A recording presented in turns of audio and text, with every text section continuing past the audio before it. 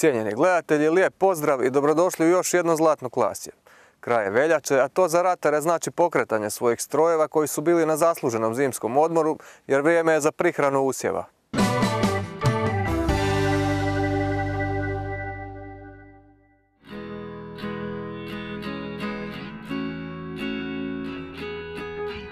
Krajem zime preporučljiva je zaštita, ali i prva prihrana ozimih žitarica, naročito usjeva slabije kondicije. Prema riječima stručnog savjetnika, zima je bila povoljna za ratarske kulture. Štetnih posljedica od striježi ili izmrzavanja nije bilo, znači zima je dobro protekla, na neki način je obećavajuće za ozime kulture. I dobro je sada s obzirom na veljaču da ljudi već polako i razmišljaju, znači kada zatopli.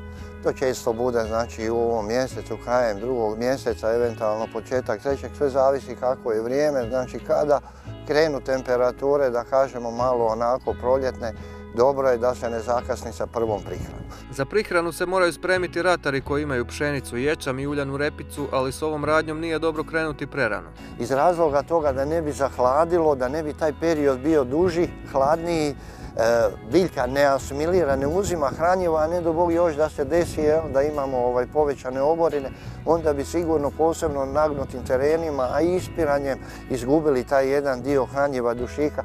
Tako da je u stvari tu da je jedna velika odluka što se tiče da li ići sada malo ranije, znači sredinom krajem drugog mjeseca, najvećim dijelom može na neki način utjecati sam poljoprivreda, da se malo prati prognoza, da se ne ide prerano, kažemo, zbog toga ako je hladno, ne može ga biljka uzeti, a on se može izgubiti. Prihranu je preporučljivo obaviti prije porasta temperature na 10 Celzijusovih stupnjeva. To je na svim ratarskim kulturama koje proizvodi učinio Nikica Marić iz Alaginaca. Sad znači u prihranu uglavnom idemo sa kanom, odnosno dušik dodajemo. A kako odrediti količinu, to sad recimo ja kontroliram svake četvrte godine zemljište, znači onda znam točno kojeg gnojiva mi treba, a dušik je dušik, to znamo. Biljka, recimo uljana repica treba dušika 160 kg ukupnog dušika po hektaru i to je to. To dajemo u 3 prihrane i to je to. U 100 kg kana imamo 27 kg dušika. I znači sad u prvu prihranu idemo negdje sa otprilike 300 kg kana, što će biti oko 90 kg, 85 do 90 kg dušika. Kako kaže naš sugovornik, svakoj ratarskoj kulturi po vegetaciji treba od 150 do 180 kg dušika po hektaru. S dobrom mehanizacijom prihrana jednog hektara traje 15 minuta. Recite ovaj rasipač koliko je suvremen i kako se s njim rukuje, što je potrebno napraviti pri gnojidbi? Ovaj rasipač je mehanički, znači nema na sebi kompjuter i njega moramo ručno naštelati. I štela se, ima jedna skala koju nariktamo, znači koja mora biti povezana sa brzinom kretanja, znači na koju broj stavim i primjer vozim se 10 km/h i onda s tim preračunam koliko mi baca po hektaru. Proizvođač koji je proizveo rasipač, on je napravio jednu tablicu po kojoj se mi samo ravnamo. Znači to danas nije stvarno teško? Nije. Kad ima rasipač koji ima kompjuter, to je još daleko jednostavnije. Podesiš ga iz kabine i onda neovisno brzina kretanja i broj okretaja, on uvijek radi onako kako si ga podesio. Prva prihrana ratarskih usjeva obično se obavlja krajem veljače ili početkom ožujka. Mjesec dana kasnije sa drugom, opet možemo reći znači 30%, sa prvom 30% planirane količine dušika, sa drugom prihranom. I dobro je ako poljoprivrednici mogu 10% ostaviti znači za folijanu prihranu dušika u klasanju, znači i za cvatnje zbog naljevanja, zbog povećane količine proteina. Dobro je jedino reći kad govorimo 30%, da ljudi znaju, znači trebalo bi za taj neki urod od 6-7 tona na neki način poljoprivrednici planirati da to bude raspored toga dušika od 160 do 180 kg. Druga prihrana ide od 18 do 25 dana razmak od prve. I u drugu prihranu idemo sa malo manje dušika. Znači idemo sa ukupno 150 kg, znači sa nekakvih 50 kg dušika. Prihrana je važna ponajprije zbog formiranja generativnih organa biljke. Znači ovdje u slučaju klasa, odnosno komuški kod uljane repice. I sada ako je ne izvršimo, znači mi ćemo sigurno onda imati jedne posljedice što se tiče i uroda i kvalitete. Jer zašto se forsira? Nije to ni zgodno vrijeme, to zna često biti smrznuto da se ide u prvu prihranu, jer noći budu hladne, ali upravo je to iz toga razloga da bi mogli osigurati dovoljno hrane za jedan kvalitetan prinos i kvalitetan urod. Nikica Marić ističe da cijene gnojiva rastu u sezoni kada je ono najpotrebnije. Gnojivo u biti svakih 15 dana se mijenja cijena i stalno ide po 2-3% cijena gore, tako da što prije ga kupi što je bolje. Ove godine je cijena kana nešto malo veća u odnosu na lane. Lane smo ga u prvom mjesecu kupili za nekakvih 160 kuna, ove godine je 200. Znači porasla je cijena prilično. I sad evo jednostavno izračuna 200 kuna je 100 kila i kana nam treba otprilike recimo za 1 hektar a oko 500 kila, eto. Samo kana. Početak proljeća je poziv za bolesti i štetnike, stoga je dobro obaviti zaštitu, ali i to je ovisno o temperaturi. Što je toplije, što je više vlage, sigurno će prevladavati više bolesti. Što je eventualno sušnije, što su više temperature, tada ide jedan taj intenzivniji razvoj štetnika.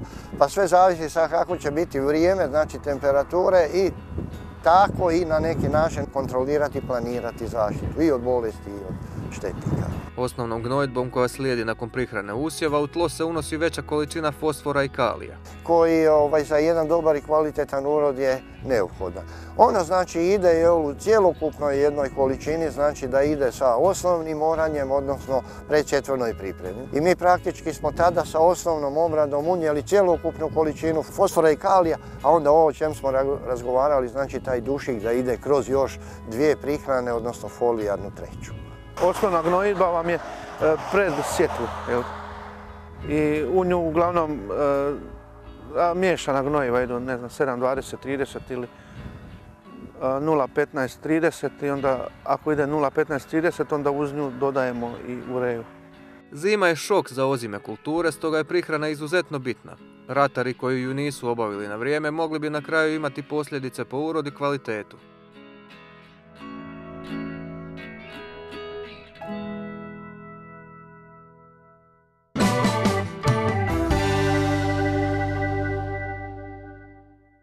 Tvrtka KVS predstavlja Capitolis, hibrid kukuruza iz FAO grupe 400 koji ima odliku najvišeg potencijala prinosa zrna po hektaru i vrlo snažno odgovara izazovima moderne proizvodnje kukuruza. Pogledajte u nastavku koje su ostale prednosti ovog hibrida.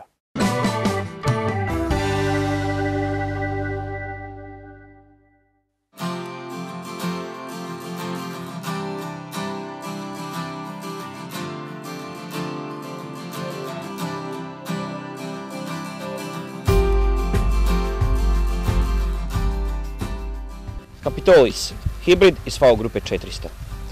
Ova grupa dozrijevanja je dominantna na našem tržištu u Republici Hrvatskoj i redovito čini 50% tržišta ili čak nešto više od toga. Stoga smo za predstojeću sezonu pripremili još jedan moderni hibrid iz ove skupine dozrijevanja, kako bi se upravo u ovome segmentu još bolje pozicionirali na tržištu.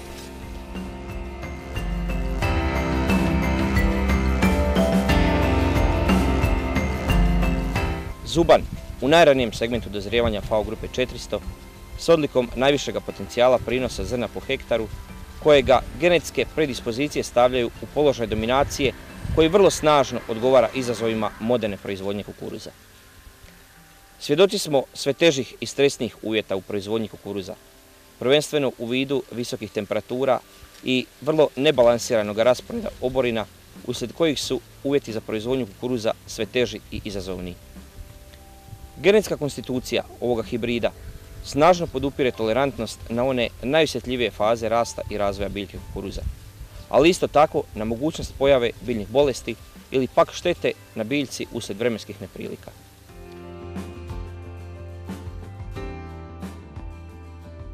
Rezultati koje je ovaj hibrid ostvario u posljednje 2 godine testiranja kako u Republici Hrvatskoj, tako i u regiji jugoistočne Europe u proizvodnji zrna apsolutno ga stavljaju na poziciju lidera u intenzivnoj proizvodnji zrna u srednjem segmentu dozrijevanja, odnosno FAO grupi 400. Vrlo intenzivan rast i razvoj biljke u fazi početnog porasta, vrlo sinhronizirano svilanje i metličanje koji osiguravaju optimalnu oplodnju zrna, ali i sigurno nalijevanje zrna koje u konačnici osigurava odličnu hektolitarsku masu zrna, karakteristike su koje osiguravaju status Klima Control 3 ovoga hibrida.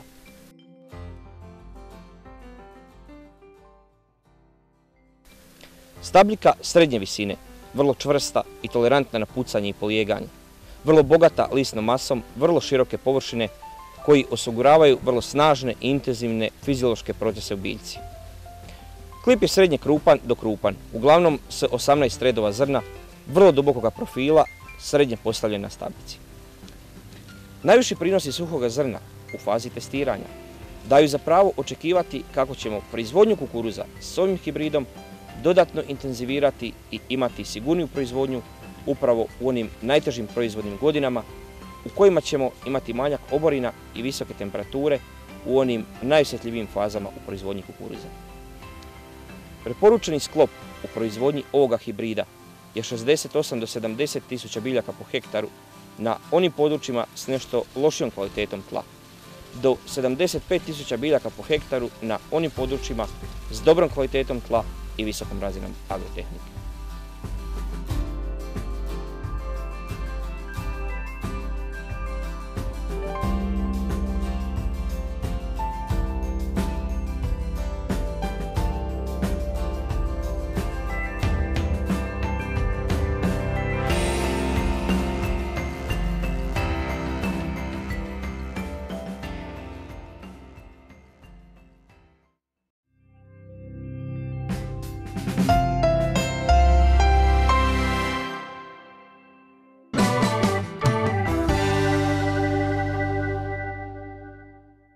Osječki proljetni sajam održava se svake godine na početku novog sjetvenog ciklusa.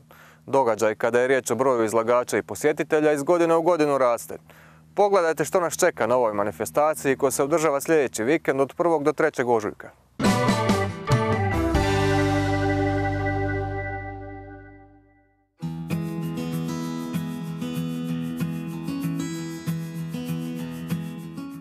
Cilj Osječkog sajma je promicanje poljoprivredne proizvodnje, usluga i tehnologija u proizvodnji te jačanje ruralnog razvoja, a 26. proljetno izdanje održat će se od 1. do 3. ožujka na sajamskom prostoru Pampas.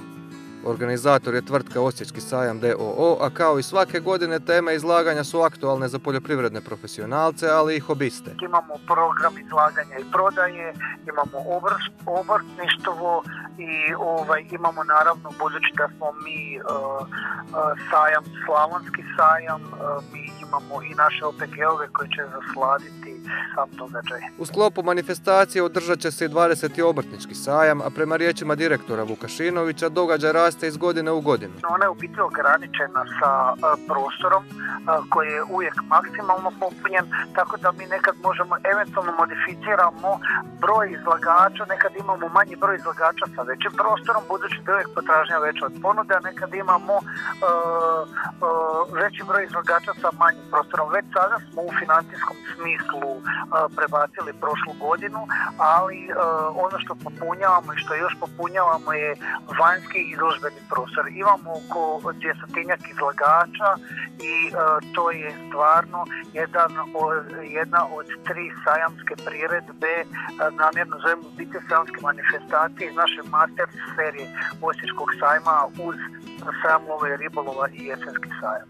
Radno vrijeme sajma je od 10 do 19 sati, a svečano otvorenje održat će se u petak 1. ožujka u 11 sati. Očekujemo i predsjednicu da dođe, sad smo poslali upit, u komunikaciji smo sa njenim kabinetom, naravno očekujemo gradonačelnika, župana i ministre iz Zagreba, znači stvarno će biti delegacija na nivou. Moram naglasiti da su parking i ulaz besplatni.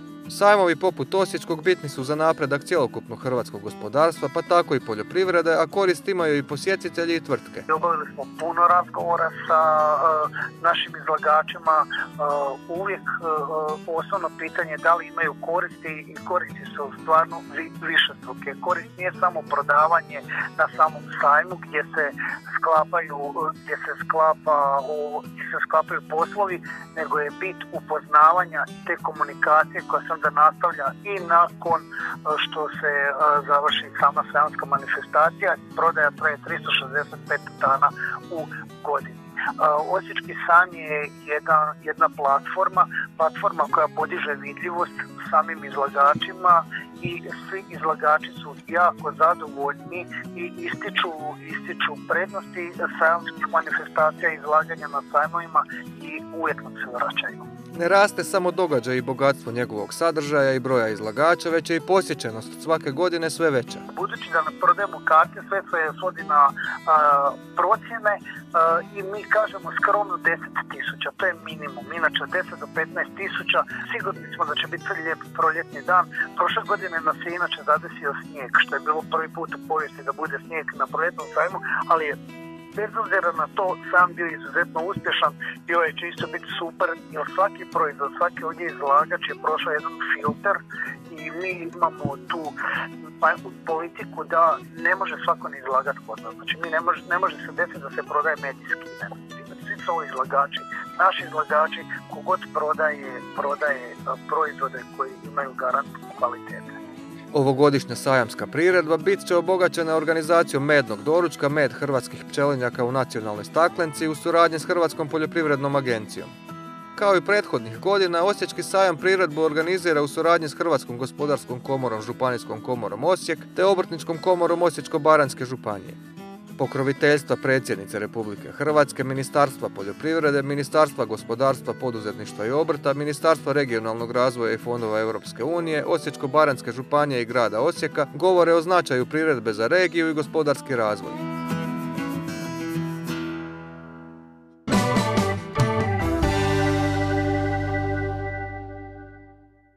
Prema riječima stručnih savjetnika Požeško-slavonske županije, rezidba je najvažniji posao u voćnjacima jer ovom radnjom određujemo rodnost i kvalitetu plodova za ovu, ali i za sljedeću godinu.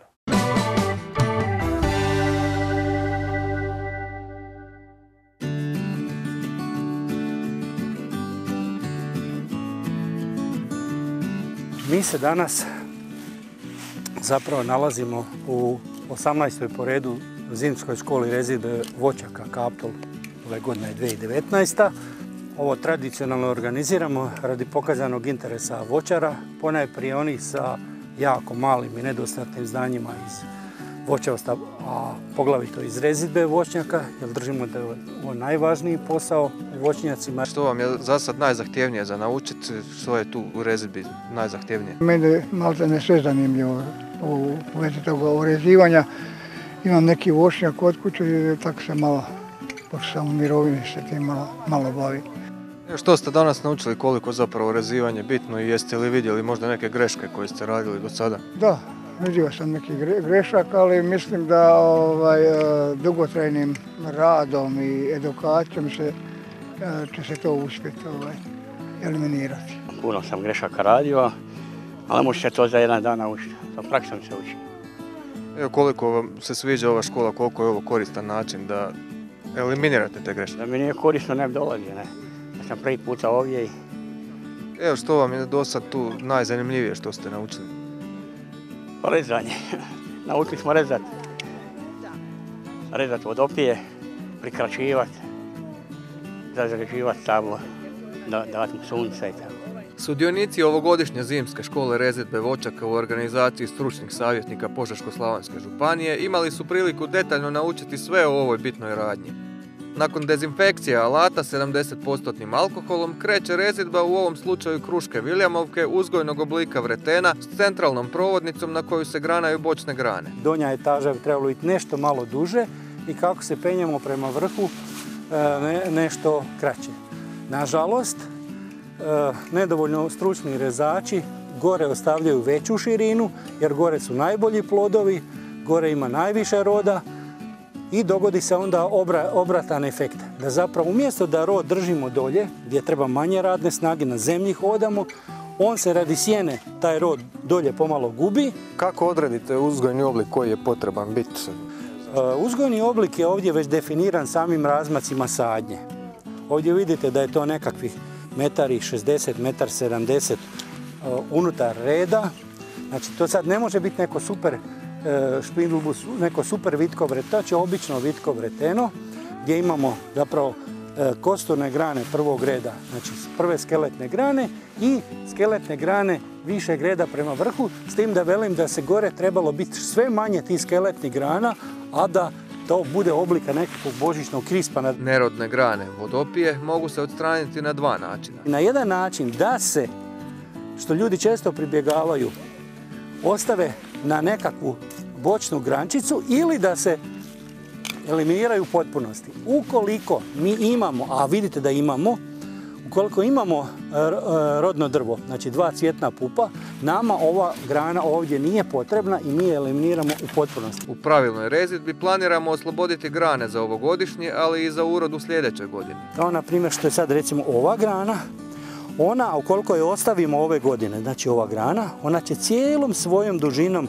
nacvasti i nagarnirat će cvjetne pupove. Kao što je prošle godine, vidite, ostavljena ova i pogledajte, sva je nagarnirana, ona ne mora biti 100% horizonta, ali važno da je blago nagnuta.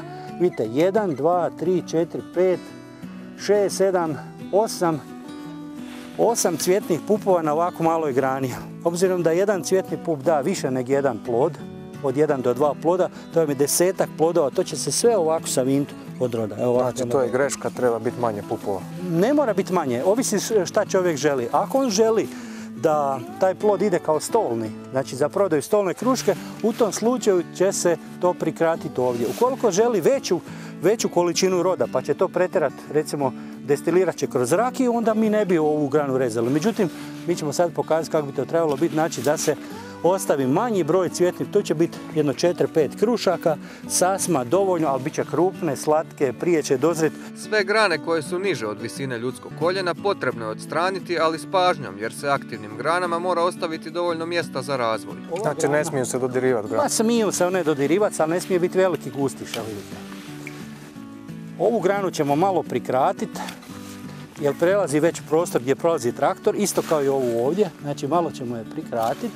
Na taj način obuzdavamo da može normalno prohod traktora prolaziti, da ne skida plodove. I vidite, sad već pomalo dobivate sustav da vi možete normalna zaštita, da može proći sunce, da krošnja, da kažemo, ima zraka. Lani ostavljena grana sa ciljem da garnira zbog bujnog rasta, a južne strane nije uspjela i mi tu granu cijelu eliminiramo, ali ovaj puta ne na način da režemo tik uz deblo, nego ostavimo jedan kosi čep.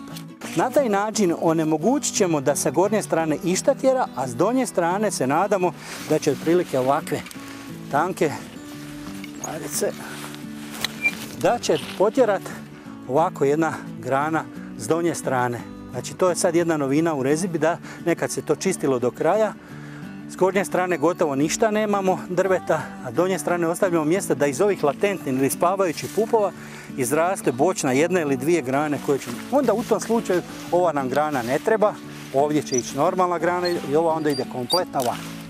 Grane koje idu prema gore ipak ostavljamo nešto malo kraće. Vertikalna grana, znači nerodna šiba ili vodopija, eliminiramo van.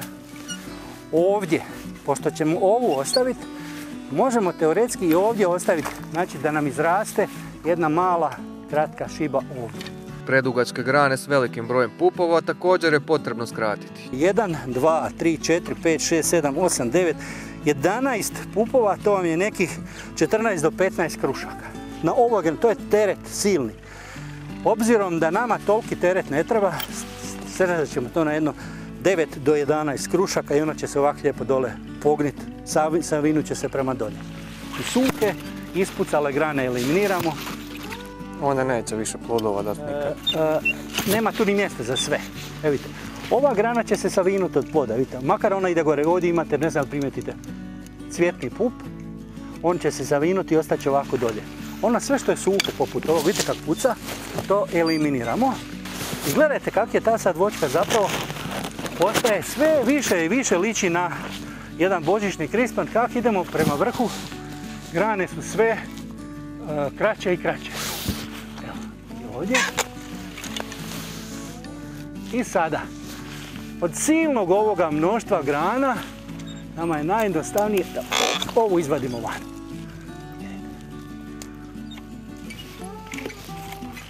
Ovu granu ne prikraćujemo. Ove čepove počistimo. Da nemamo tjeranje velikog broja mladica, a nju ostavimo da se na njoj voćka izrita, da kažemo da ona ekspanzira i da koliko god hoće se razvije, najniža grana koja se na njoj bude razvila kržljava, vratit ćemo iduće godine na tu kržljavu granu. Cilj je znači rezidbe da mi postignemo ravnotežu između plodonošenja ove godine, rasta u toku ove godine, da to bude u ravnoteži i istovremeno osiguranja roda za, znači 3 stvari, osiguranja roda za iduću godinu uz uvjet da je omogućena zaštita, da je krošnja prozračna, da ulazi svjetlost unutra i da kao takva voćka ima svoje predispozicije za dobar i uspješan život.